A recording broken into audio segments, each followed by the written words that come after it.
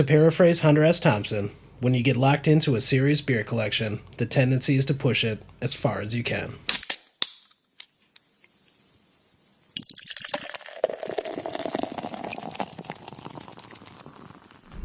Cheers. Son of a bitch!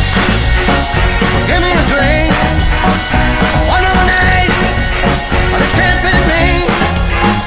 Son of a bitch! If I drink it clean, I'm gonna drink my life away. The Tap Takeover Podcast exclusively uses the Physics draft beer system to dispense all of the beers we review. Physics utilizes sonic wave technology to create the ideal density microfoam head on your beer. It delivers a fresh from the tap draft beer experience that you can enjoy at home or on the go with no need for any external gas or additives. Just 4 AA batteries. Physics, tasting is believing. It's the Tap Takeover Podcast, coming to you from the Solid Non-Fail Podcast Studio. I'm your host, Alex Kuhn, and we're doing some celebrating. Cheers, gentlemen. Cheers. Let's go around the table and introduce ourselves. Yeah, I'm Jim Anderson. Andy Komoski here. And we have quite a bit to celebrate this episode. We've got another installment in our craft brewery interview series, and we've had an addition to the Tap Takeover Podcast family. Andy, why don't you tell us about why you weren't with us for our most recent interview? Oh, well, my first child, my baby boy Dylan, a.k.a. Roscoe. Your mom wouldn't let me name you that. Came into the world a little early for us, so I missed the interview because I was at the birth of my first child, and I was more than happy to miss it for that. Love you, little man. Well, I think that's amazing. And there's no better reason to sit down with some friends and have a few beers than the birth of your first child. Jim, you've got a daughter. Was it the same for you? Did you sit down, have a few beers, celebrate the event? Oh, yeah, absolutely. Drank pretty heavily, especially after we brought her home. And she was keeping us up all night, so I'm like, I'm going to have to drink pretty heavily to get through this. Well, Jim, why don't you tell us who's taking over the taps at the Tap Takeover Podcast today? Well, this episode we have Jim McCabe of Milwaukee Brewing Company on board. Gave us a great interview talking about Milwaukee Brewing Company, its roots in Milwaukee history, and again, breaking news. That's right. We've got beer advocate, for the entire craft brewing industry, Jim McCabe. It was a fantastic interview. Andy, you weren't there. You've just taken a listen to it. What do you think of Jim's insights on his passion and obsession for beer, where that came from, and the new facility that might be opening up somewhere soon? Oh, yeah, he teased a new facility. It's been something that's been in the works for a while, and I think a lot of Milwaukee's looking forward to visiting it. They're pretty infamous for their tours. He seems passionate. I mean, pretty ridiculous. I would have loved to see him seen his home setup he was talking about. Cranking out 20 gallons of beer a week for friends is pretty ridiculous before he actually started MKE. Well, you can understand where the demand came from. And right now we're doing a tasting, as we do here at the Tap Takeover Podcast. Right now on the tap, we've got the Louie's Resurrection. So the Louie's Demise is a nice amber ale with a bit of a sour mash. We've got Jim talking about that himself in the interview. And then we've taken this one, the Louie's Resurrection, and it's been aged in previous years in bourbon barrels, this time around in Brandy-Barrel. So very Wisconsin. Wisconsin consumes, I believe it's 70 to 80% of all the brandy nation's, produced in the nation. All the brandy produced. The other place would be New York because of the Manhattan drink, but it's a very Wisconsin thing, the brandy. What do you guys think about this beer in the Brandy-Barrel? Yeah, so it comes across definitely sweeter. It is interesting. This is my first Brandy-Barrel aged beer. Obviously, I had a lot of bourbon barrel aged. That's definitely the du jour for your beer. It adds a touch of sweetness to the malt, so it definitely comes across much sweeter than the bourbon barrel version. I mean, I love the original. I think Louie's Demise was fantastic. I thought the Resurrection last year with the bourbon barrel aged, I thought that was fantastic. Not too big of a fan of this one. I mean, it's okay. The brandy's just a little too sweet for me. I mean, the Physics Way Tap, which we use to dispense this one because it just comes in 12-ounce bottles, I'd give it a nice smooth creamy head, and it tasted good and it held that carbonation in there. But it's just okay for me. Like we say around here, it was a solid non-fail. You can call this a solid non-fail. Okay. Yeah, I mean, it's got a great bouquet on it. I mean, the nose is coming across well, but just too much malt and sweetness. I would say it smells better than it tastes. Yeah. Well, we're going to try this beer specifically with Jim McCabe later on in the interview. So we'll get his thoughts on this one. But right now we're going to jump to our second tap. For our next beer, we're going to have the Cherry Bounce in the 750 milliliter bottle here. So this is again, another Brandy-Barrel aged, but it's aged with cherries. So it's the Louie's Resurrection, Yep. but now it's been added to Door County cherries. Mm-hmm. So if you thought it was sweet before, hold on to your hats. I think the tartness of the cherries, I haven't tried it yet, but the tartness of the cherries might take a little bit of the sweet away. It'd be a sweet and sour almost. And the ABV is cranked up to 10.2. I mean, so there's definitely a lot more fermentation. So I expect it to be a lot drier at 10.2. And also, we should mention, in our first interview with Russ Klisch, we talked about that little symbol for cellar aging beers. This one definitely has it. This is definitely a cellarable beer. And so if you think it's sweet now, it might be the sort of beer that would be perfect to put in your cellar for a year, possibly even two. Let that sweetness really settle into the beer. Let the alcohol kind of settle in there and see what those flavors in that brandy barrel really taste like after a year or two. I mean, when we tried the Black Friday in our last episode, we found that the barrel really started to speak to us after a couple of years. Yeah, absolutely. I think that's a great idea for local Wisconsin breweries. I mean, I think that's something that could go nationwide, having a symbol like that. Yeah, because you wouldn't know whether or not you need to drink this straight up or if you really should be laying it down. And obviously, we're drinking this a little early. Great, because it's 2016 version. I mean, some beers you just know, too. Like, I popped a bottle of Black Gold for my wife because, she can finally return to drinking again after popping the kid out. Even, like you said, Jim, that stuff was hot coming out. Mm-hmm. And that's been aged for 3 years already in the barrels. I think something's to be said after it comes out of that barrel for it sitting in a cellar for that really to seep into the beer. Yeah, it's very similar to wines, right? Wines can spend a considerable amount of time in the barrel, but when they really shine is in the bottle after they've been laid down 5, 8, 10, 15, 100 years. What do you guys think of this one? I think the cherry actually balances out the sweet. The tart of the cherry actually balances it out. And I mean, like I said, the other one was a solid, the Resurrection and Brandy Barrels was a solid non-fail, but this is actually good. I mean, I think this is a win. This is edging into win territory? This is edging into win territory. Yep, it's still definitely on the sweet side, though the cherries and the tartness of that really help balance it out. And the higher ABV is definitely hot right now. This is definitely a sellable beer. A little strong, apparently, too. It is 10.2, so yeah, it's got a little bit of kick still. So this definitely needs to lay down for at least a year, similar to the Black Friday 2016. I mean, you can definitely, in that physics head, you definitely get the cherry smell. The aroma of cherries just kind of sort of pops off of it. Yeah, I think the cherry hits you, bam, right at the beginning. The cherry hits you, but then it fades into that alcohol, which is really nice. I think you're right. I think after a year or possibly even two, I think that cherry is going to fall off a bit, and you're gonna get a little more of the barrel every year. Yeah. You're gonna get a little bit more of the, I don't know, what's in the brandy and the cherry will sort of mellow out and blend together. What's in a brandy barrel? How would you guys say a brandy barrel is going to be a little bit different than a bourbon barrel? Are you still going to get the vanilla notes? You're going to get the oak, obviously. Yeah. But the vanilla notes, So generally, brandy's aged in new French oak barrels, unlike bourbon, which is more charred American oak. So, and this being my first brandy barrel, it is interesting to get that difference. And there's a distinct difference between the two barrels, far and away. So it'll be interesting. I don't know how it's going to age, though I'm a sucker for fruit flavored beers. So I really do like the cherries in this. It's really good. It's unique. It definitely tastes good. I think that was actually the right call to, with the brandy barrels, to put the cherries in there with it. I don't think the cherries would work with the bourbon barrel at all. I really don't. And I think that's what's really fun about our podcast is doing these side-by-side comparisons. So, people can get a real impression, in the moment of what a beer tastes like, number one, but what a beer tastes like with a variation. And I hope that that's what we're bringing to you guys. We should start doing, Alex. We should do this. We're gonna start throwing out some of the beers we're gonna try on our Facebook, on our Twitter, and we're gonna ask for your opinions on them before we review them. I think that's a fantastic idea, Andy. Let's definitely start doing that. I see Jim on his phone right now. Are we live tweeting? Trying to tweet out here, trying to do some social media. Yeah, We're figuring out this whole social media thing. Right. We're kind of broken up into squadrons with the social media. You know? We're like terrorist cells. They just they can't take us down because we're all on different social media and. All right, this episode can't go on the internet anymore. All right, so let's. I think that's a great jumping off point to get back in this interview with Jim McCabe. So let's talk about the new facility. Let's talk about where Jim's passion comes from, and let's talk about Jim as an amazing advocate for craft brewing.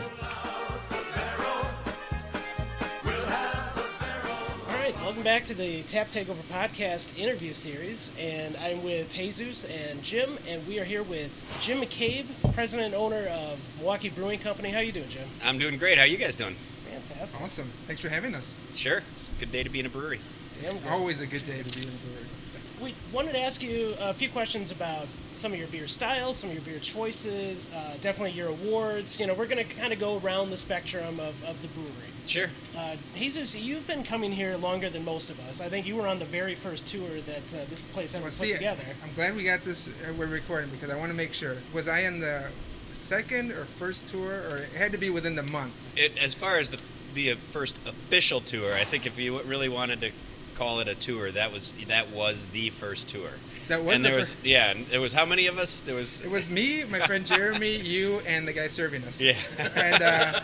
And back then it was $5, all you can drink, and I do not. All you could sample.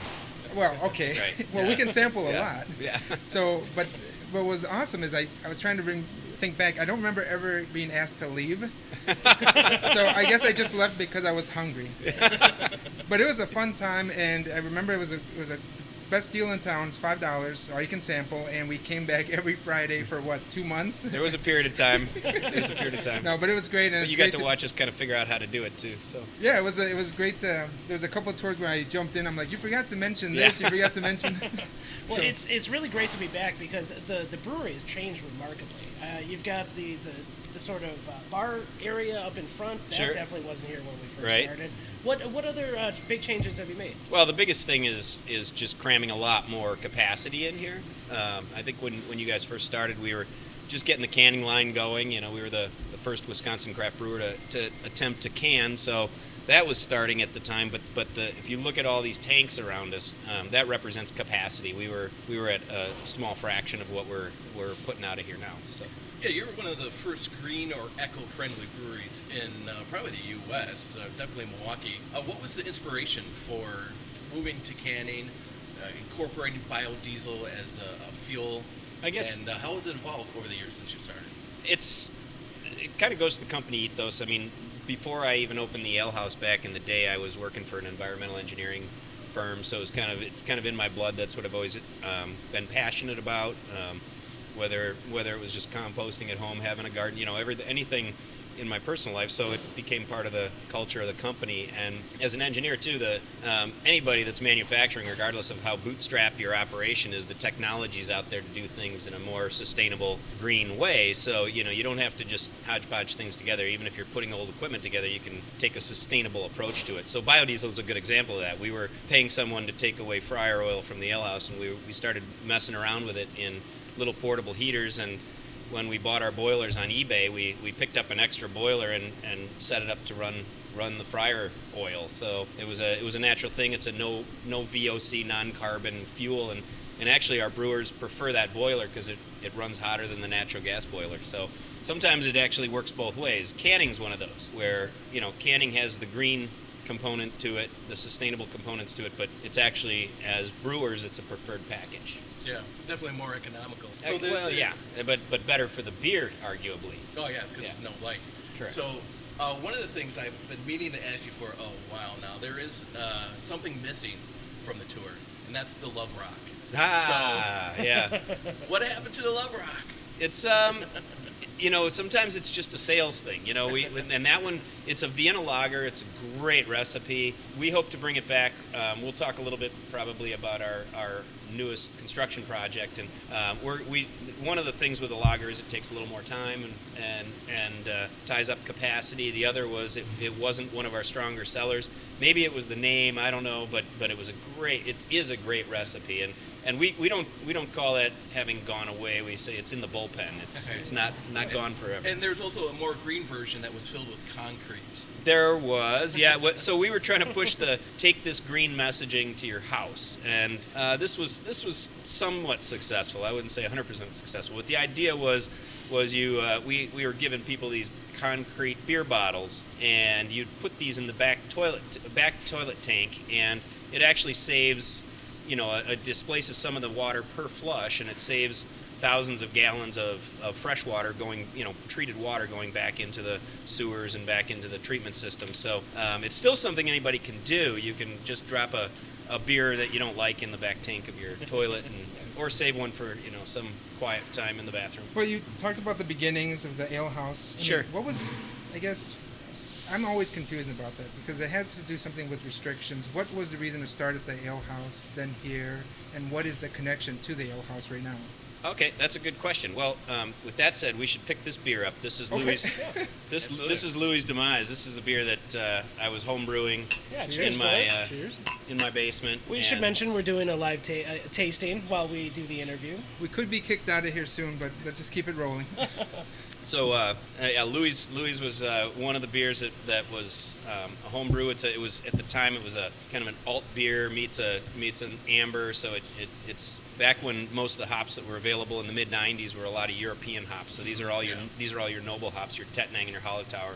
But there's also the cool thing back in that time that makes it unique is there's a Belgian malt in there, that Gambrinus, that just sour malt, and that's what gives it that kind of cool mid palate that's different than most ambers out there. So yeah, because I'd just recently been reading up on this and noticed for the first time they used sour mash. Yeah, so that was a tricky thing when I was a home brewer, and so there was a lot of things in my spiral notebook that were Louie's Demise 1, Louie's Demise 2, Louie's Surprise. There was all kinds of different versions, but this is very close to still what was that original beer, and one of the 4 home brews that became part of the original lineup at the ale house. So the big deal in the 90s was the craft beer thing was I was traveling for the environmental engineering firm and hanging out in Seattle a lot, and I'd come back to Milwaukee, and we had this great beer culture back then of big breweries and a lot of pride in the brewing culture, but we weren't doing a lot of this small scale production that's going on here and now in the and what I was seeing around the country. So kind of got the bug to quit my day job and want to do this, but in the 90s there was no retail outlet for craft beer really. I mean, whether it was a liquor store or a bar was a bunch of industrial beers lined up, and that was it. That's all that would be on tap. And then a liquor store, it was basically there was nowhere to put craft beer. So we just playing around with the business plan, everything pointed to the idea that we had to do kind of a West Coast style brew pub, a big get people educated about your beer within the 4 walls of a brew pub, which is now the cool thing is to call it a tasting room, but it's basically what it is. It's a place where you can get people familiar with the beer, and that's why I went the direction of opening a brew pub first. Okay, so it wasn't a restriction thing. It was just kind of to introduce the craft part. I would have loved to just jump right into the microbrewery thing, but the market, you would have gotten lost. The market shuffle, at the time. Yeah. Well, and there was a ton of bad beer in the 90s, and so it was really a chance to the stuff on the shelves was really it was the craft beer industry was going up and down because there were so many people were getting put off by bad beers and things like that. People didn't understand the product that well, but brew pubs were a way to really one-on-one hand sell the beer. So your involvement with the ale house has never changed. It's always been constant. Even though this is place open, it's still the same kind of thing. This is just our ability. Well, and funny thing is, Milwaukee Brewing Company's always been the corporate name. Back when I was thinking about opening the ale house, this is when internet was a lot slower. I think I found it on the dial-up that Milwaukee Brewing Company looked like it was available, and I hopped in my car and drove to Madison that minute and went and registered the name because I'm like, there's no way someone else isn't thinking of this. And that was one of the questions I had. Like, how soon was Such it? a no-brainer. Oh, it was as soon as that was about 2 years before the ale house opened that I registered it. So it's always been the intent to have the ale house be the birthplace of the brand and grow. If you go to the ale house now and look above the doors to the brewery, it says Milwaukee Brewing Company above the doors. It always has. It's been up there since we opened in '97. And Jim was also mentioning about the old school beers at the ale house. Mm-hmm. You went through a rebranding thing. Is it just because of this growth, or is that just kind of giving a jolt to the old flavors? Or like, you didn't change the recipe? No. I think beer is I mean, one of the things you learn, one of the great things about brewing in Milwaukee is, we're in an agricultural state. We have the best fresh water. We have the human resources that know beer. But, one thing we learned from the big guys is that, regardless of how good your liquid is, you've got to make really good liquid. But, you do have to put together a brand that people resonate with, and we had kind of a classic look to a lot of our branding, and a friend of ours, Mark Fairbanks, who I've known all the way since the beginning of the ale house, he's a terrific designer, and we got together with him and kind of looked at this kind of updating and modernizing and really identifying with the city of Milwaukee, and that's where the MKE and Skyline came in, and all the names and like the new, Booyah and and some of the new graphics and some of the new names, but the ones that came with no beers from that time got renamed. Those are just new beers that we've come out with. So like Love Rock's still gonna, if we bring back that Vienna lager, it's still gonna be called Love Rock. It'll just be, when it comes out of the bullpen, it'll be that beer. So. Well, going along the same lines, in last week's podcast, we heard about the idea of retiring beers. Yeah. And when is a line too big? I guess what is the sweet spot for you? Because when we were waiting for you, gentleman here helping us said, there's all these different variations of this, and I mean, it's just talking to him was 40 different beers. Yeah, it's and Would you I've known the retire Clishes anything? forever, and Yeah. I mean, they probably struggle with the same thing. Is you've got a lot of creative people, and everybody's got ideas, and every idea sounds good and is delicious, and everybody's gonna love this beer, and before you know it, you have this unruly list of beers, and Do you know how many lines total you guys have? well, if you count everything, it's. So Yeah, we've got bullpen too. I mean, Throw it all we in got there. 6 year rounds. We've got the 4 regular seasonals. Within the year rounds now, our citrus series and our stout series have 4 different variations within that.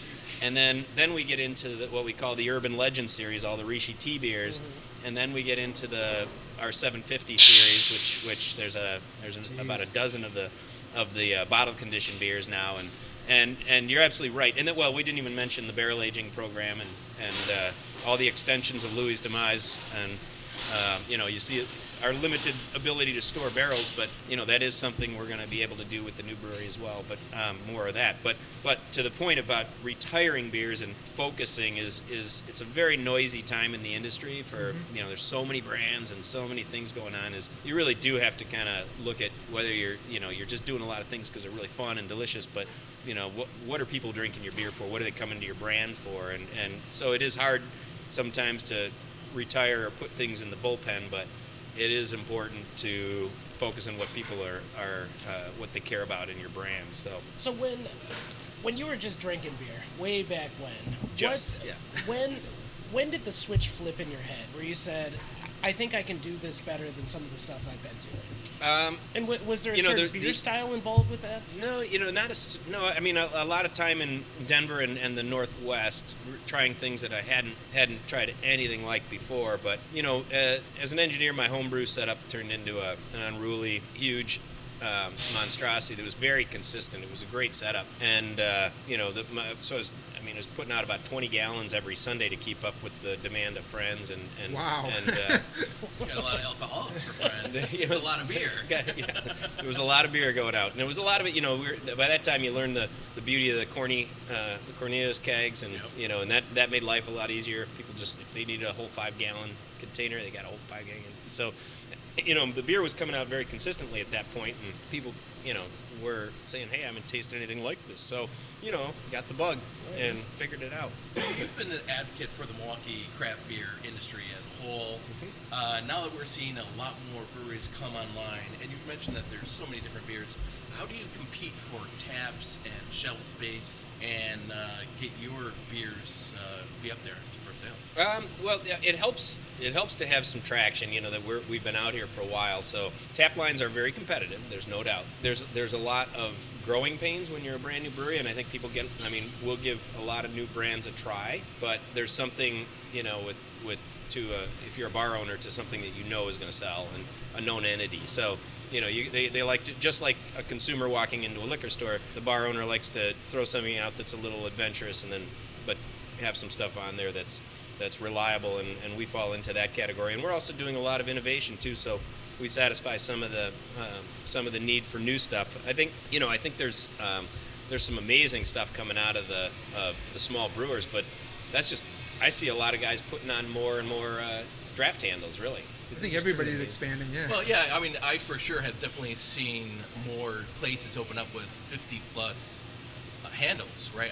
Before you had Benno's at 30, and that was like, oh my gosh, that's the one place to go. And then Sugar Maple, now 50, 80 tap handle places popping up all over the place. Yeah, just talking about places in Milwaukee, and then you've got like the Yardstick or something like that down in Chicago, which is Yard House. Yard House becoming a chain. Yeah, 140. Exactly. Yeah. So you see a lot of places around the country opening up with these huge tap lines. Yep. So it really is a challenge to get your beer out there to the masses. It is, but the craft beer scene has changed.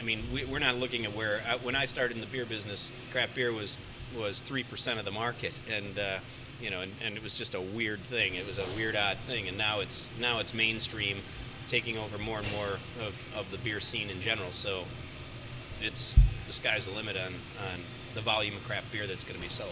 So have you seen a lot of change in the city of Milwaukee itself? Because it's kind of a Miller-like town, right? Yeah, yeah. When I first opened the ale house, I'd serve this Louie's Demise, and people would be saying it's too warm, you need it in a chilled mug, and some guys were throwing salt in the beer, like, what are you doing? That's crazy. And knocking the head down with salt, and it's come a long way. We're a very craft savvy town. You can just tell by the acceptance of all these new tap rooms and small breweries that are coming online that there's the pride for beer making in Milwaukee is on the upswing in a big way. So in doing research for our interview today, we came across a YouTube video around 5 years ago. You spoke in Portland at a Save Our Craft Breweries rally. Very passionate, eloquent speech detailing the challenges of the 3-tier distribution system. And for artisanal craft breweries like yourself in particular, how have these challenges changed over the last half decade, and how has your brewery changed to adapt? The challenges haven't gone away. I think they still exist, and the control of all the beer regulation after Prohibition, the beer regulation went to the states. Our state is a state that we should be solidly top 10, if not 5, in the craft beer production and export of craft beer from our state. And we're ranked in the almost 20th in terms of volume of production and number of breweries, and a lot of that has to do with the restrictive legislation. It's just for example. Our model was to kind of grow like a Goose Island or a Bell's is have a couple of tap rooms and a production brewery to support that, but the tap rooms to make sure people knew what the beer tastes like and that it was tasting correct in those places. And you just can't do that model in Wisconsin. We have what's called the Destiny Clause now, where you have to be either a small on-premise brew pub style thing where you can just like Great Dane, where you can have a bunch of retail, or you can be a production brewery with very limited retail. So that's one example. There's a million other examples, but legislation is a challenge and a restrictive part of what we do. We're working on that right now to make our new brewery happen. Actually, we have to get a couple things worked on for that. Yeah, let's talk about the new facility. So sure. It's been in the works for about a year now. It's one of the old Pabst buildings, which is pretty exciting. You guys have actually gotten a lot of your equipment from the Pabst. As it turns out, things come full circle. I used to take the Pabst tour back when I was at Marquette all the time. That was our Friday tour, like yours was here, and And I used to correct the tour guide once in a while myself at Pabst. Old boy is right. It didn't go over very well. But anyway, then I got to go and yank equipment out of there when it was all mothballed, and we have a lot of that Pabst equipment in this brewery when we were putting this together on a shoestring. And what's funny now is going right back into the same facility and building a brand new brewery. So it is fun to come full circle on that. So what would you say are your challenges for 2017? Well, building this brewery, I'd say. That's This is a big deal, and teeing up our ability to focus on the brands like you talked about, the brands that we're going to really push as we grow the brewery, and then also teeing up the market for having a lot more volume available finally, because we're volume limited right now. So, what is your current volume, and what are you looking to expand to? We finished up 2016 at about 13,000 barrels, and we'll be able to produce easily north of 20,000 out of the new brewery right away. In 2018 we'll be well north of 20, and with the ability to go, a lot more ability to expand. As you can see in the space we're in right now, it's we are squeezed. Yeah, actually, it's funny. Where we're standing right now, we're at the tap portion of the tour. Right. And I remember this portion being a lot more wide open. Now it's just, there's tanks everywhere. We're literally surrounded by tanks now. Like, we just got an order of glass in yesterday, and that just squeezes us. And it's just this facility is just undersized for what we're trying to do these days. So a good problem, but it'll be amazing when we get the new facility open for a lot of reasons. For a while, it was really difficult for breweries looking to expand to even get equipment. How has that changed? Is it easier now to actually get brand new big tanks? Actually, new isn't a problem. I mean, we used to be able to find used equipment pretty readily, and the day is coming where that'll be available again. But for what we're building over at the Pabst facility, that one's gonna be all new. That's all new. It's a new brew house. First time I get to, it'll be awesome. Actually, the ale house is a brand new system, but on a production scale like this, it's gonna be awesome to have a facility that's purpose built and doing exactly because there's some unique things about our beer and our production that we're going to be able to do very efficiently over there. Okay, well, I think the sound of the overhead door says we should probably move this somewhere else and get another beer. Okay. But we're going to change location, but I want to talk about O-Gii, Louie's Resurrection, your bottle series, and definitely get into physics. So we'll be right back. As well as, definitely more on the barrel system. And did I mention a beer? Let's get a beer. Let's do that.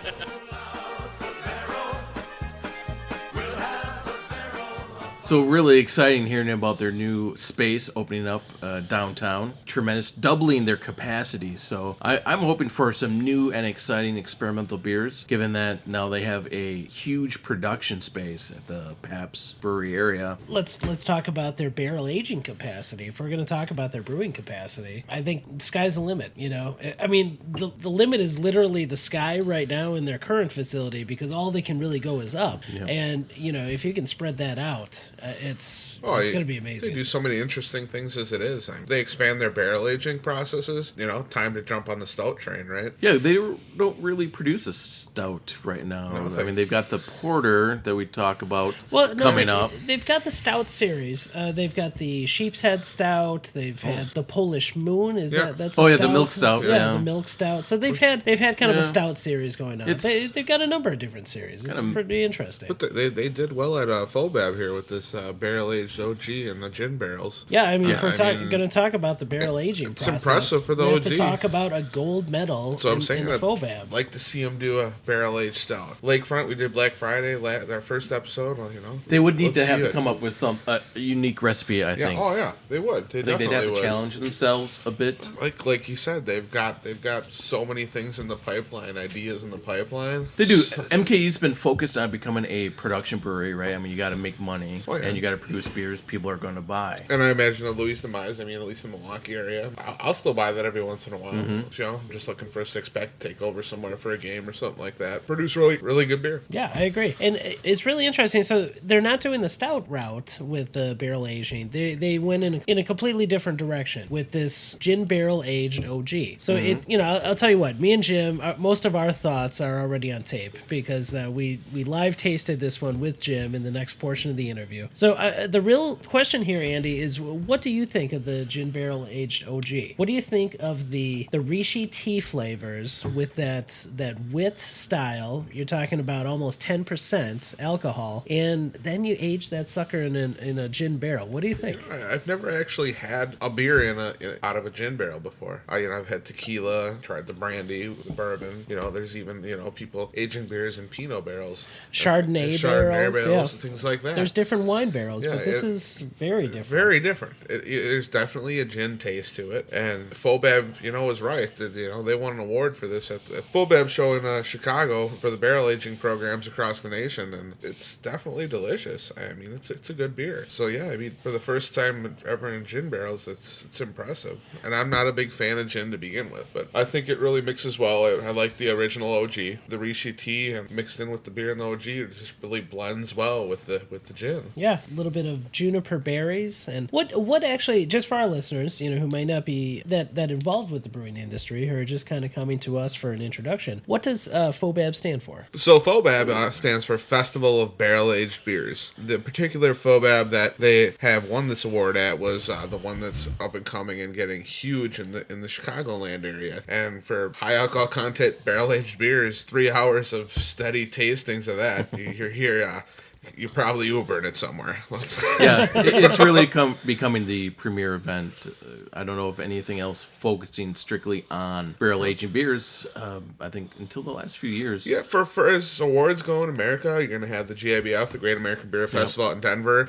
That sets the standard in America. Yep. Yeah, the World Championship includes Europe. And then you're going to have the FOBAB in Chicago. As far as right behind that, come back to Wisconsin for a great taste of the Midwest. Yep. That's just epic fun. Anyway, it's hard to wrap your mind on a festival like that when they're giving you a $1 cab ride home to anywhere in Madison, Wisconsin. That's a fun romp through the beer tasting of the Midwest. So what's really interesting in this next portion of the interview is when we talk to Jim about the O-Gii and about the barrel-aged O-Gii and getting his impressions of it. It was also amazing to talk to him about his awards and the awards that he's won specifically for that beer. So, I really, really appreciate the fact that Jim was able to spend some time with us. And I think that's really the beauty of doing a podcast is that most brewery interviews with television and radio, by nature of the medium, they need to be short, informal interviews. With our podcast, we can go far more in depth with these brewers. We can treat them like the rock stars that they are.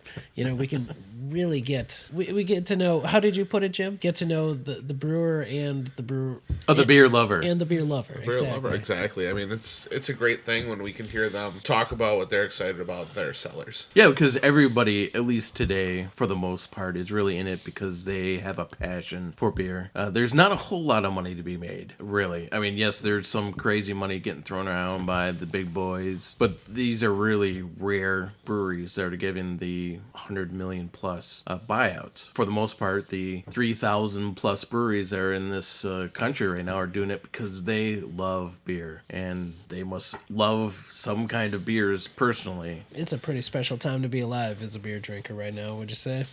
Yes, it is. I wish, and I've stated this in the interview, I wish I had a 25-year-old liver again because, damn, it's a good time to be alive. Well, that being said, let's jump back into the interview here, and let's talk about Jim's cellared beers. Let's talk about, again, Jim's passion for brewing. All right. So, Jim, my question was about the large bottles you have. In our interview with Russ, you made it a point that they were going from the large bomber bottles to 12-ounce cans or 12-ounce bottles. But it seems like you guys started with the bottles, cans, and now you're going to the larger 750 bottles. Mm-hmm. Is there a concern about distribution, or what's the strategy, I guess? So the idea, the large format bottles for us are primarily for bottle conditioned specialty beers that we're doing very limited runs on. We're not looking for wide distribution on any of this stuff. That's what we use the large format for. Everything else is in 12-ounce and 16-ounce cans. And then I definitely want to touch base on Louie's Resurrection, because that's one of my favorites. And I was kind of concerned when I heard that it was going to go Brandy-Barrel, but it's still tasty.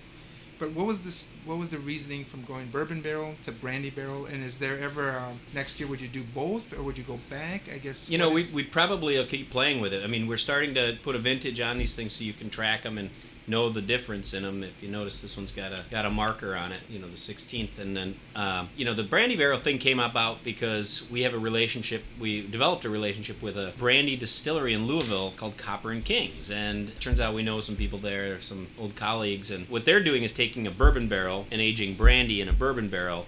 And then we're taking, so it's got, you know, they're picking up some of that bourbon characteristic in their brandy, and then we take that barrel and age beer in it. So it was originally a bourbon barrel after all, but it's brandy in a bourbon barrel. So we've thought that the cool thing about aging Louie's, the strong version of Louie's that we do is a lot of things are stouts or these big, you know, dark beers in a bourbon barrel. And this beer with the caramely characteristics of Louie's is basically, it opens up to the flavors of bourbon or brandy, and we kind of thought we'd be moving into something that'd be a little bit more like an old-fashioned almost. So we thought the thing would work, and it actually does. Everybody really likes the brandy version. Oh, look at that thing! Wow, it's an Orangus. So what we wanted to do is this is not going to make for interesting radio. No, it looks like it looks like we're launching a mortar, but he's putting a beer bottle in it. So so this is the physics draft beer system. It's going to put this creamy micro head on there using sound wave technology. The tube goes into the beer goes into the canister, and then we are going to pour the beer out of there into a glass. It's going to start with a nice steady stream. You can kind of hear the buzzing. That's going to give you a nice steady stream, and then as soon as he pushes back on that, it's going to give this cascade effect. So the sound wave technology is going through those carbon molecules, activating them.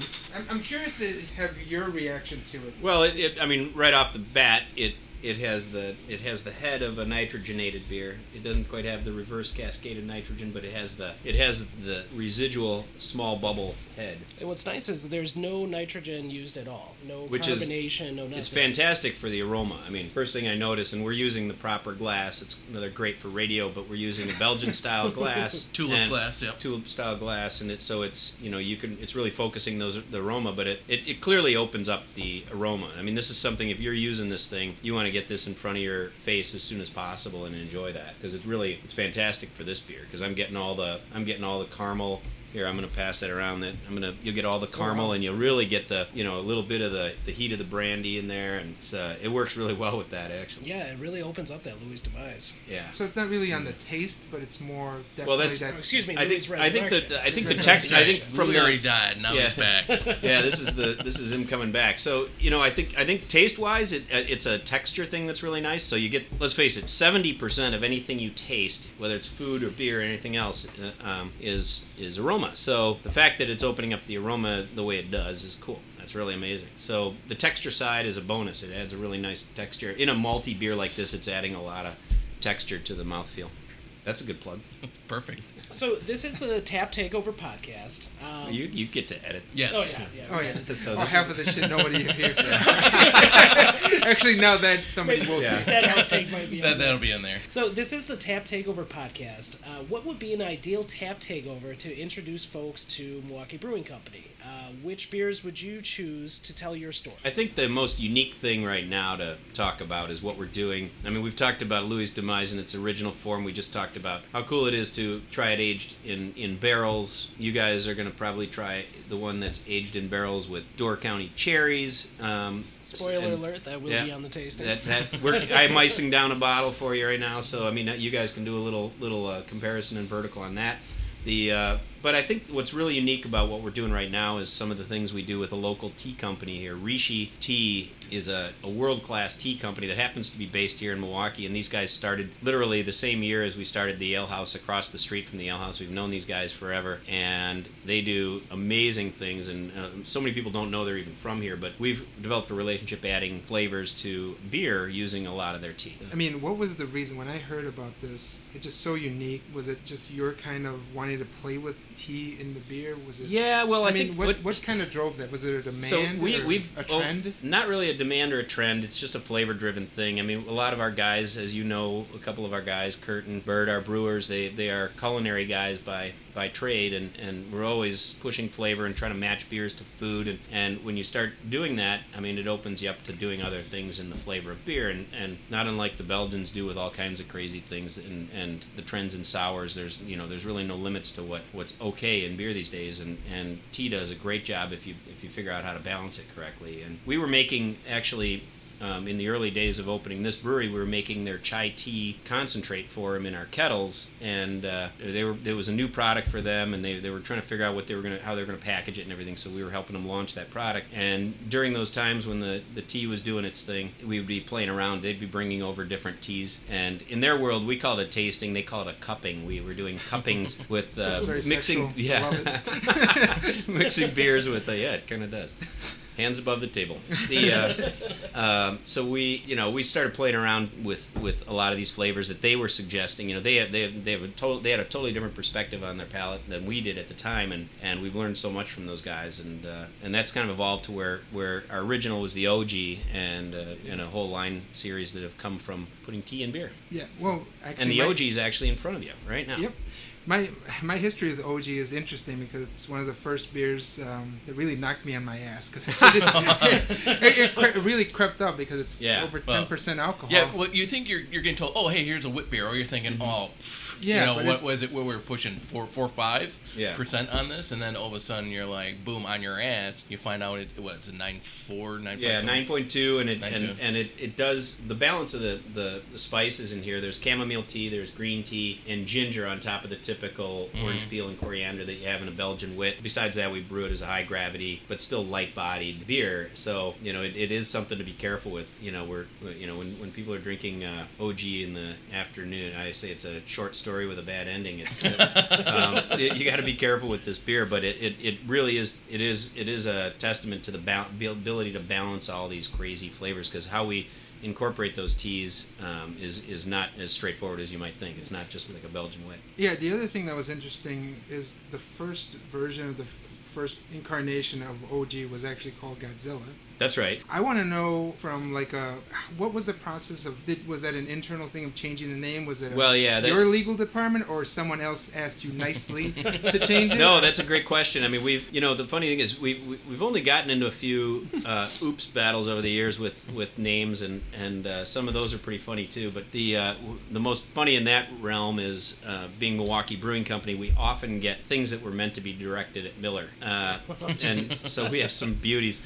But in the case of the Godzilla name change, Godzilla was the working name. When Kurt came up with this beer, our brewer came up with this beer in a working version. I mean, he was using all these Asian spices, and it was a monster beer, so we were calling it Godzilla. And that was just that was kind of the working name. And one of my business partners is also our corporate attorney, and I just shot this over to him, and he sent me back. He said, "Hey, I think we're gonna make this." And he shot me back 4 articles in about 10 minutes. He sent me back 4 articles and said, "Don't even think of it." And the articles were all the people that own the Godzilla name and the trademark for the actual monster, and all the people they've taken out. And the most unbelievable one was a Cabernet that came out of a California Cabernet that was called Cabzilla. They not only had to pay him a huge fine, but they had to retract every bottle out of the market. It was all over the country, and they even sued the Yankees because they gave away an inflatable Godzilla-looking thing one time at a game. Who owns Godzilla? I don't know. I don't want to know. I don't care. The like articles were scary. It sounds like the bigger monster than Godzilla. Yeah, exactly. So the logo. So you is see the not guy. Godzilla. It's a ominous-looking lizard-like monster that's bigger than the buildings. Yes. But very generic. Yeah, very generic. But very generic. Yeah. So what? Because of the high alcohol, I'm assuming that's what kind of prompted Lo-Gii to come. Was it just people that Lo-Gii liked was it, but didn't want the the idea creeping up on you? So the idea of Lo-Gii was exactly that, an approachable, sessionable version, because everybody likes the spice combination that's in O-Gii. Besides the fact that it's a very warm beer on the back end, but that's where Lo-Gii came from, was doing a sessionable version of this beer. Here on the Tap Takeover Podcast, one of our main focuses is the beer collection and, cellaring beers and the whole aging process in order to see how beers evolve over time. Do you have a cellar collection, and what does that look like? I do. It's a combination of beers that, I mean, you're talking personally or the brewery? No, either Both. or. Well, I mean, And before you, Because Russ did invite us to have his, so I would expect you to invite us. Continue. So yeah, this podcast is both about breweries themselves, but also the beer lovers as well. So we want Right. to know also Jim McCabe, the beer lover. yeah. So I mean, the ones that are in my cellar that I've managed not to pilfer, like I've got like the Stone Vertical, and I do like to age some of the funkier stuff, some of the sours and things, to see how those do over time. Some of the bottle conditioned sours, and both from, like, I've got a bunch from the brewery, and I've got some New Belgium perennials doing some stuff that I'm to see how it ages, and then of course some of the obvious stuff that everybody's got. Some everybody's got a little Dark Lord and things like that. But Actually, no. Actually, no, we don't have Dark Lord. I think by everybody you mean everybody who owns breweries. I mean, all my friends have it. So you're talking about aging process, right? So you're involved with this whole thing. Is it within the state? With Yeah, the Hourglass? Brewers Guild, and actually this is something you mentioned your previous podcast with Russ, and Russ was the one who came up with the great idea, because we all run into this problem where we're not really communicating to consumers which beers are good for laying down and aging, and which beers you better drink it. Even though they might be in the same format bottle, they still might be in a lot, like the one sitting in front of us, this Gin-Barrel Aged O-Gii. It's really not. It's something you should drink in the first year, even though it's bottle conditioned. But you talk about something like a Dark Lord, and the beer can lay down for a number of years. And what I like about what Stone does in their anniversary beers is they have postings, and they're constantly telling you tasting notes on how they're older. You can follow 7 and see how it's doing and how it's aging. So what Russ came up with was this mark with the Wisconsin Brewers Guild that goes on the label that indicates that this beer is meant to be cellared. Yeah, because one of the things with aging anything, whether it be beer or wine, is not only do you not want to drink it too soon, you don't want to drink it too late. No. Because if you wait too long, it can go bad on you or lose all the flavors. It can just turn into kind of a weird sour thing that just has no flavor. There's no doubt. As far as too soon goes, the only too soon, I guess, would be a bottle conditioned beer that hasn't fully conditioned. Even a great cellarable beer, still can be enjoyed relatively fresh. It probably is going to pick up some complexity and by laying it down.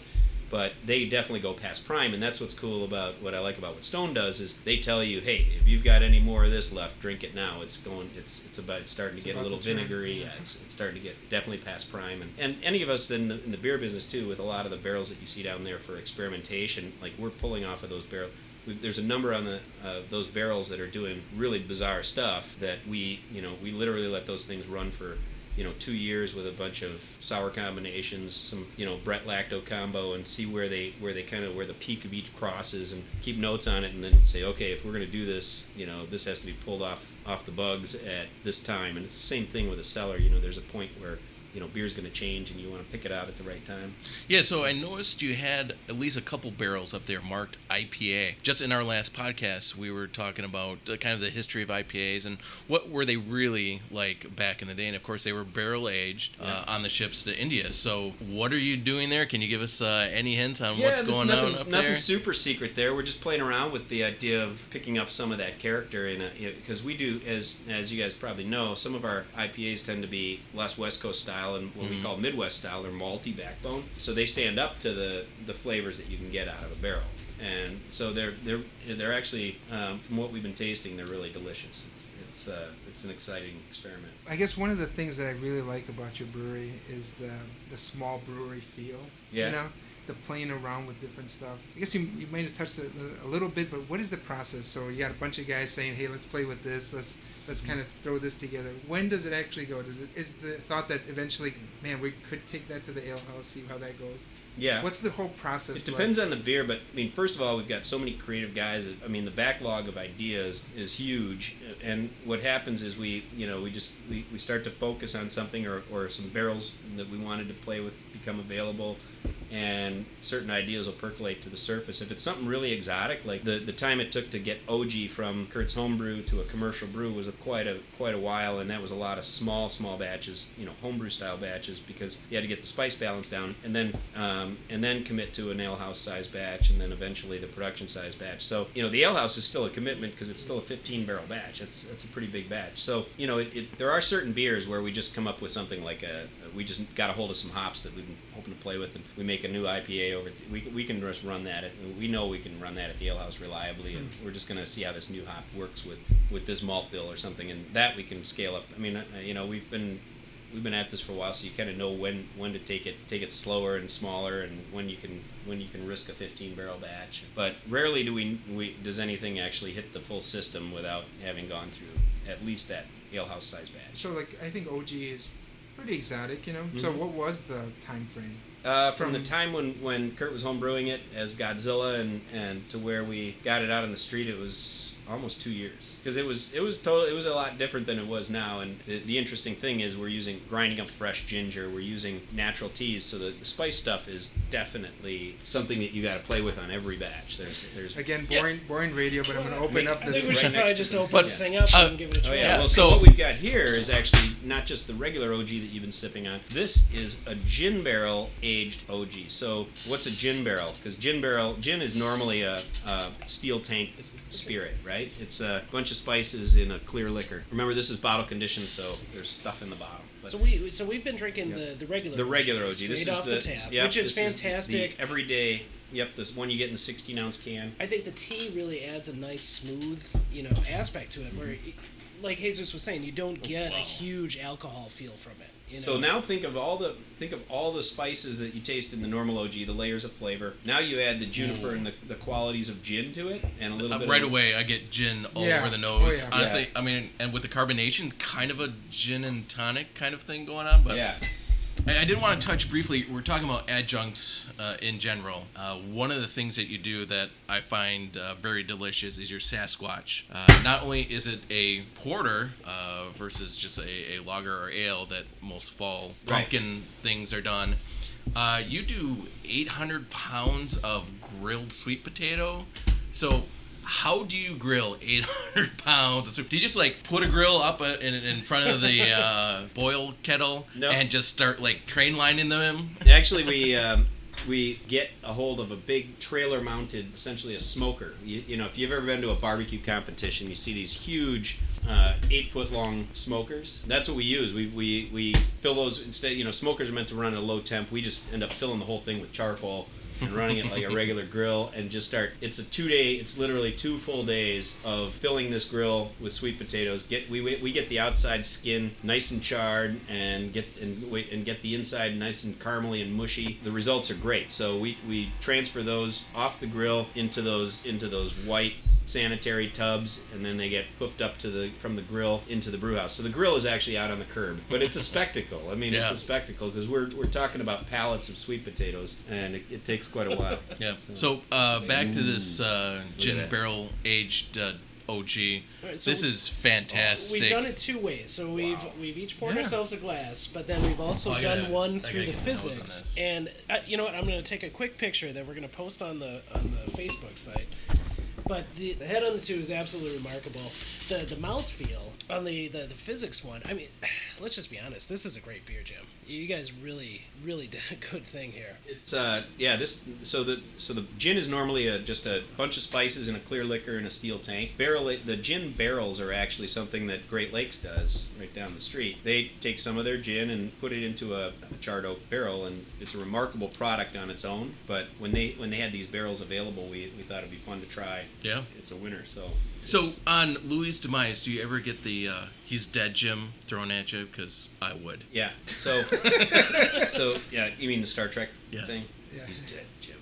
So All right, I've this got is it. what If happens. If I had a kazoo right now, I'd blow it. So This is what happens don't when you forget, have this is too 20 many years, OGs. 20 years in business, right? As of this year, by the way. 20 years of doing this shit. Congratulations. So, Wow. So, but with that said, Yeah, I've heard that, and I've heard a lot of other stuff. But and in fact, that framed picture back there, that another good thing for radio is that original photo that was on the wall when my original partner and I were homebrewing. That is the story behind Louie's demise, where those guys in that 1800s picture were drinking some dark beer that, you know, at the time when dark beers were cool back then, and we thought it was cool. We were always toasting them, like Charlie Papazian always said, "Relax, have a homebrew." And so we were always toasting these guys, and it turns out they're at the wake for great Uncle Louie, and who was killed in a bar fight in Sheboygan. So that's how that. So we were toasting to Louie's demise too. So Well, I actually want to touch base now. I just Yep. thought of something. So the larger bottles, Yep. you said it's a limited run, but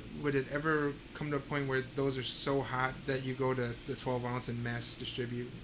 You know, like in it's- a regular line. the problem is I can't think of. There's a couple maybe in that series that would even warrant that discussion, because when you talk about what we're doing here with this Gin-Barrel Aged O-Gii, Great Lakes kicks us 2 or 3 of those barrels every couple months. I mean, this is really limited. Oh, yeah. And I mean, we're only able to. If that was a home brewer, that'd be a lot. But for us, we can't scale it. I know. Same Yeah. thing with the Cherry Bounce. We're using so many pounds of cherries in that thing. It's really a special beer that we want to release once a year in December and have it get consumed. And I mean, we've already gotten Louie's Resurrection to the point where, you know, we get enough barrels where we can see scaling that a little bit, just a basic barrel aging program. But the stuff we're doing in the large format right now is all pretty unique. I want to keep some of those special and kind of close to the brewery.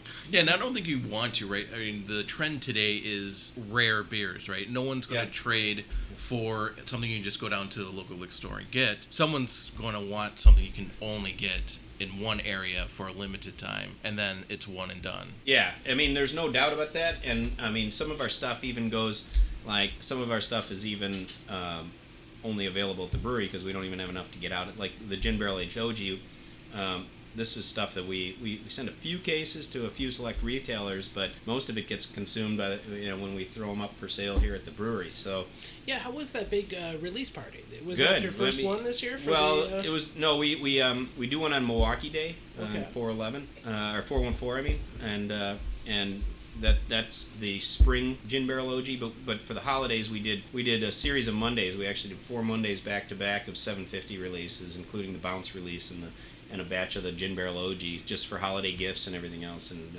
all of them were great. It was good. So I mean, it's just fun to. I mean, I know as a consumer, before I was doing this for a job, it was fun to. I would run to a release like that and grab a special bottle. That'd be great. Well, our one podcaster who wasn't here, Andy, our brand ambassador for physics, he specifically wanted us to ask about the FOBAB award. How Awards? big? Yeah. Yes. How big was that to win the gold medal at the FOBAB, which is, you know, nationally prestigious? It kind of puts your brewery on the map as far as barrel aging. Yeah, and I think it's cool because, you know, with the Great American Beer Festival and all those, you know, everybody loves a Great American Beer Festival award, no doubt, and it's impressive when you win those because there's so many beers there. We do so many things that are kind of off style guidelines. You know, when you talk about a lot of the beers we're discussing, it's you can't really slot the beers in very easily. So, you know, when you're in a group of 30 beers that are, you know, American Ambers, or 300 beers that are American Ambers, it's, you know, it might not be the right beer to slot in there. But FOBAB thing is truly based on taste, and the style guidelines are broader based on what they're doing. So we've got, you know, 3 years in a row where we came out of there with medals and a bunch of golds. So it's really gratifying because it says what we're doing, you know, is meaningful, and it, especially when it comes to these special things. The FOBAB thing's cool because these are all really cool beers coming from all over the country, and these are people that really put a lot of time and love into these barrels. So it's pretty awesome to do it 3 years back to back. And by the way, the Gin-Barrel Aged, as weird as that is one of them that pulled a medal out of there. So That's fantastic. Yeah. Yeah. No, it's it good. is. This Very is good. really the gin As flavor did is this. not overpowering. It's really, you kept the balance, which is amazing because gin is very strong. You can get too much juniper in that flavor note, I and could this see is that still. gin overpowering this beer. Oh, yeah, very it'd just be easily. So like- you guys had a very delicate balance. well, and if you tasted early versions of O-Gii when we were experimenting, I mean, it was very hard to get the ginger in balance and some of the other things. I mean, there's a lot of layers of flavor, and that comes at a cost. It's a pain. So we had a couple of our listeners submitted some questions. This is kind of a new segment that we're trying. Are you serious? Yeah. Awesome. Hey, there are dozens of them. Yeah. Dozens. We actually have been downloaded surprisingly a large amount. We had a big premiere, and So we're they both submitted. Yeah. All the wives open this and the Consumer girlfriends. Events Award. Actually, my girlfriend submitted too. But no, a friend of ours, Scott Daniels, submitted a question. One of his favorite beers from back in the day was the Black Iron, the Black IPA. It's also one of my favorites. It was, at a time around 2007, 2008, 2009, when the Black IPA was kind of becoming a thing. I thought it was one of the best that I had ever tried in that kind of vein. Is there any plans to bring that one back, or is that still No, kind of in the that book? actually just we actually did a small batch of it because there's stories behind our beers, and that one happens to be the story of the Milwaukee blacksmith, and he just had that big series with Discovery Channel or History Channel, I mean, and so we brought back a batch for that event. It's another one, like I say, when we don't fully retire beers, we put them in the bullpen. There's a lot of call for that beer. So it's about, oh God, what are we, where are we going to fit it in this year, and how are we going to do it? Black Iron sells really well. We've just been playing around with a lot of other things, and even amongst our brewers, it's one of the favorites. It's a good beer. So keep your eye out for it. So we're going to wait for the call-up. Yeah, it would be. I mean, Or- especially with the bottle exactly. Scott When you see it Daniels, trotting out that might be in center coming field. Yep. So if something like that was just part of your line, would that come back possibly as part of your line, or as a bottle, as a limited release? It's most likely as a seasonal release, like a winter release. So it's just a, Yeah, just a as a seasonal release. I mean, again, going to that conversation we had earlier about the brand family. I mean, to be honest, it's very hard to rationalize putting things into the year-round lineup when as it is, we're like, holy cow, we got we keep adding beers and we're not taking any away, and so there is a point where you don't want our fans to be confused. That's all. But, Right, and one other listener question. Our good friend Vince Clore, friend of the podcast, was asking, he'd gone to a beer tasting, I believe it was the Milwaukee Beer Fest, the one on the lakefront, and you guys had the fire truck out. He was wondering, how long did it take to get the fire truck ready, and what does it have a beer siren? What sort of capabilities does Where that is it? thing have? Where is it housed right now? Too? yeah, well, it actually is over at our new Pabst construction site. Our new building is huge, so we got all that stuff is over there. But, well, I mean, when you own a brewery, you get to do fun things no matter what, and That seems like and it. Yeah. The idea of having a fire truck that was converted to a kegerator was just one of those things where you who else could drive home with a fire truck and rationalize that, other than somebody that has a brewery. Is like, what are you doing with a fire truck? And the bottom line is fire trucks are great because they're the best maintained vehicles in the world. They have to be. The ones that I was looking for were all the vintage stuff come out of a small town that had to make this thing run for 40 years or something like that. So this thing was retired by a very small town in Tower, Minnesota, and they sold it on eBay, for a couple $1,000s, and the thing had 8,000 miles on it from 1972. So it was a little painful to take the torch to it and start cutting into it to put the beer cooler in, but from the outside, as you guys have seen, it looks still like a vintage fire truck, and it drives great. So Have you driven it? oh, I drive it to Madison all the time for the great taste. okay. Yeah. And it's doing the Lord's work now. It is. Not that it wasn't before, but it is even more now. So, it's we've put more miles on it than the fire department did in 40 years. We've done in 4 years. We actually are thinking though. We might move to a different promotional vehicle. We might change Retire? over. We might Put it there's in the another. bullpen. So when Bullpen. I was looking for a fire truck, I looked all over the country to see if any other breweries were doing this because I didn't really want to poach on someone else's idea. And turns out someone else is now kind of running with that idea. So Yeah, somebody. so Local. so I have another idea that we might be debuting this summer that might be just as awesome, if not. Well, Okay. breaking More news Breaking- again, as we Gotcha do on journalism. the Ooh, non- and it's actually finest. that might be a hint. Breaking news. Yeah, breaking news as we do news, on the but- Non-Fail Podcast Studios. All right, Vince Score, take notes. Yeah. Stay tuned.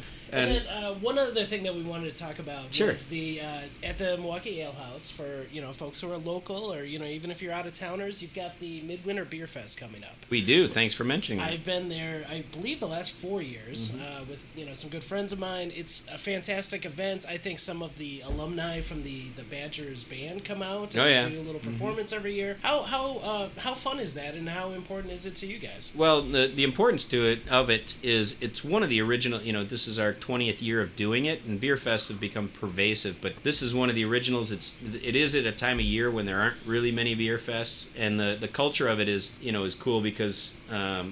A lot of our friends from the other breweries around Wisconsin are coming and having fun and bringing their good stuff, and it just becomes it seems to be a really fun atmosphere for the brewers as well, which makes it fun for the people sampling. It's small, so you've only got you're talking about 500 people. That may not sound small, but compared to the thousands that show up at other events, it's relatively small, so you have access to the beers. But the biggest thing is that, like some of the other events we do since the beginning of our company, is 100% of your ticket proceeds go to the MAC Fund. So it's not, this isn't, there's a lot of for-profit beer festivals nowadays, and we have, the brewers do a great job volunteering their time. They get paid for their beer, but all the proceeds of the ticket price. So it becomes a pretty nice, over the 20 years, every year they get a check in the $20,000 to $25,000 range for 4 hours of drinking. So you're saying if you don't go, you're a terrible person. Yeah. So that's fantastic, because for those who may not know, the MAC Fund is a fund to fight childhood cancer. Correct. Which, who's thinking of the children? The MAC Fund is thinking of children, and Jim McCabe is also thinking about You'll see it over the By course of the year. proxy. Believe it or not, I don't know if it's just trying to feel good about what we do or whatever, but we all the charities that we support tend to be education of kids focused, so we do a lot with Children's Hospital and the MAC Fund, and they're okay with getting some beer money thrown their way. It's great. Well, that's all the questions I have. Well, actually, I have one more question. Of course. How have I not been in the Mug Club? I've been telling you this since the first thing. Oh wow! I've signed up. He's literally been my waiting first years day. to ask you. Hey, aren't you running out of It's like a tape here? nervous- I think we're running out of we're tape. actually down to 30 He's seconds. taking a nervous drink. About to hit an hour. I signed up for the Mug Club at the Ale House my first week when I started working in the 3rd Ward, and that was in 04. I have not received a call yet. And we're almost out of time. And we're We're out of time. no, so seriously. Thank you, Jim Thank McCabe. you. Thank you so much. This has been fun. It's been really fun, and Yeah. and I can't wait to hear the final version when you guys blind taste not blind taste, without me taste the bounce and some of these other things. It'd be good. Yeah, no, it's gonna be awesome. So, Absolutely. thank you. Let's and- hit one more cheers here, boys. All right, One more cheers. Yeah, Cheers. cheers. Thank you. Fun. Well, what an amazing interview. And thank you again for Jim McCabe for spending some time with the Tap Takeover Podcast. And for you who are spending time with the Tap Takeover Podcast, we appreciate you as well. And we would love to hear from you. Our Instagram is tap_takeover_podcast. Our Twitter is @taptakeoverpod. Gmail, taptakeoverpodcast@gmail.com. And Facebook, Tap Takeover Podcast. Please reach out to us. Like Andy said, we'd love to hear your reviews of beers that we're about to try before we even try them. We'd even love to hear your reviews of our Brewer Interview Series. What do you think of the beers that we just tried? Do you agree? Do you disagree? We welcome all comers, and we'll read your emails, we'll read your thoughts, we'll read your comments on air. We'd love to debate with you in this medium. I mean, this is what we're all about. We're all about talking about beer, and not just among ourselves, but among you as well. We're leading off with our Brewery Series 2. Brewery Interview Series, I should say. But what we're going to go into is, what makes your state the best, like we said before. Give us some feedbacks. We're going to do, our obligatory California episode. Our obligatory, East Coast hops episode. And delve into different stuff and even beers we don't like. I mean, we've had big discussions on how, the rating systems are, that they're kind of bullshit sometimes. I mean, Jim's got a lot to say about that, too. Jim, you've got some very strong opinions. Yeah, on the I've rating been systems. holding back on the whole beer advocate and rate Let her beer, rip, man. but we'll save that for another episode because I have some breaking news from the Solid Non-Fail Podcast Studios. Oh, send it to us. MKE has won 2016 Microbrewery of the Year for Milwaukee. So congratulations to Jim on that breaking news. Congratulations, guys. Jim. That what fortuitous news. We're having just covered Milwaukee Brewing, destination of the year. That literally an Milwaukee hour Magazine, rated Wow. him number 1, and then it's voted on by fans of and citizens of the city of Milwaukee, that number 1 microbrewery in Milwaukee. Fans of craft brewing. Here we are. So we have one more beer to tell our listeners about. It is the Grand Madame barley wine aged in sherry barrels. And it was actually really interesting when we were in the brewery for our big interview. We had somebody lead us around and tell us about some of the barrel aging stuff that they'd done. And the inspiration for the name for this one comes from the fact that Milwaukee at one point was the prostitution capital of the United States, or of the Midwest at least. And that was mostly because we were right on the train line. So this one was the Grand Madame because, I don't know, maybe they thought sherry was a good name for a madame. Yeah, it takes some of that Milwaukee tradition, and I like the naming and the branding aspect of it. What do we actually think about the beer? For me, this was I get where they're going, with this beer. It's a little bit different. It's that barley wine flavor, and what you get right up front is that sherry, the dry and the sweet sherry, and then it disappears into another kind of dry and sweet beer. Yeah. So it's a little tough for me. This one might be one that needs to get laid down for a year, and it might taste there's little bit definitely a better. lot of dryness going on. I think it is 11.5. ABV here, so there's a lot of potential here with this, and it definitely has the mark, as we've talked about so far in our interviews with the brewers, that this is a beer that needs to be cellared, and this is of course fresh coming out. So I think a lot of the alcohol is masking some of the flavors that will come through later on. See, the trouble I have with it, though, is that there are beers that need to be cellared, I guess, and then there are beers that can be cellared. For instance, the one that we just tried, the Gin-Barrel Aged O-Gii, I think it can be cellared, but I think that one's a really fantastic beer right up front. Yeah. Are we saying this one absolutely needs to be cellared? And Well- if that's the case, are we going to call it a bit of a fail? I don't know. Well, boys, I mean, the sherry really dries it out, but for me, it kind of takes the taste away from the rest of the barley wine. So It is dry on dry, without a doubt. So they are stacking flavors. So I do waver a little bit in questioning that approach to this beer. But I would like to see it in a couple of years, see how it does age out. I could say the selling might help this beer. Just might. So not your cup of tea. No, Not not your at cup of all. tea Not this at all. So I would I guess I gotta challenge you a bit, but as we saw in the Black Friday series, the longer a beer ages, a lot more the barrel flavor comes through. Not that sherry in itself has a ton of flavor in it, but sherry is done in North American oak because it's more porous than in French or Spanish oak. Well, that's interesting. Yeah, so that might add or subtract a little something from the aging process. Who knows? All I can say is hopefully the dryness of the actual sherry that's soaked into the barrels is gone after that 3 to 4 year point. Yeah, I would say. So the actual oak of the barrel sets into the beer. yeah. And, that's the beauty of the aging process or the cellaring process is you never know what the beer is going to end up as. Sometimes it starts amazing. It ends up not so great. Sometimes it starts a little questionable and it ends up being a fantastic beer. So I'm really excited to see what this beer tastes like in a year, and I think we should do a memorial podcast for our second episode. Try this beer again in a year. What do you guys think? We can do a memorial because I'll put that to rest tonight. It's,